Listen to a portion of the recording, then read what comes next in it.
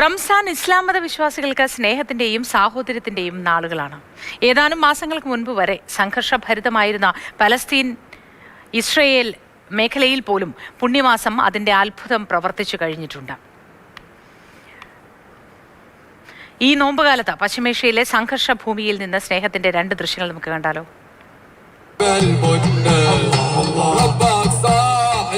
ആദ്യ കാഴ്ച ഗാസ മുനമ്പിൽ നിന്നാണ്.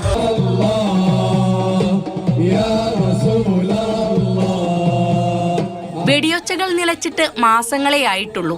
ഗാസയിൽ യുദ്ധം അനാഥരാക്കിയ ബഹിഷ്കൃതരാക്കിയ കുട്ടികൾക്ക് ഈ നോമ്പുകാലം ഒരേ സമയം നെടുവീർപ്പിന്റെയും ഭയത്തിന്റെയും നാളുകൾ കൂടിയാണ്.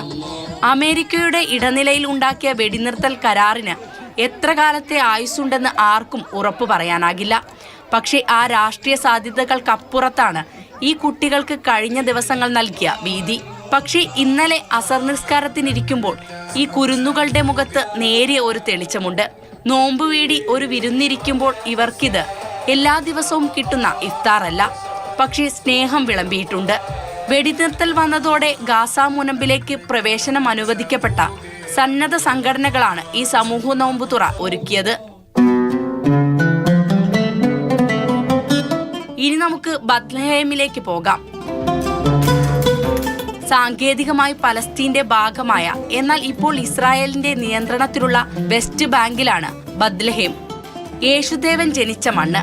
ക്രിസ്ത്യാനികൾക്ക് മാത്രമല്ല, യഹൂദർക്കും മുസ്ലിങ്ങൾക്കും പ്രിയപ്പെട്ട സ്ഥലമാണ് ബത്ലഹേം. ഇവിടെ ക്രിസ്തുദേവന്റെ തിരുപ്പിറവി നടന്നുവെന്ന് കരുതപ്പെടുന്നിടത്ത് ദേവാലയത്തിന് മുൻപിൽ ഈ പുണ്യമാസത്തിൽ ഒരു നക്ഷത്രം തെളിഞ്ഞു. ചന്ദ്രക്കലയ്ക്കുള്ളിൽ ഒരു നക്ഷത്രം. റംസാൻ നോമ്പിലുള്ള മുസ്ലിം സഹോദരന്മാർക്ക് ദേവന്റെ മണ്ണിൽ നിന്ന് ഒരു സ്നേഹ സന്ദേശം. News desk, Mathrubhumi news.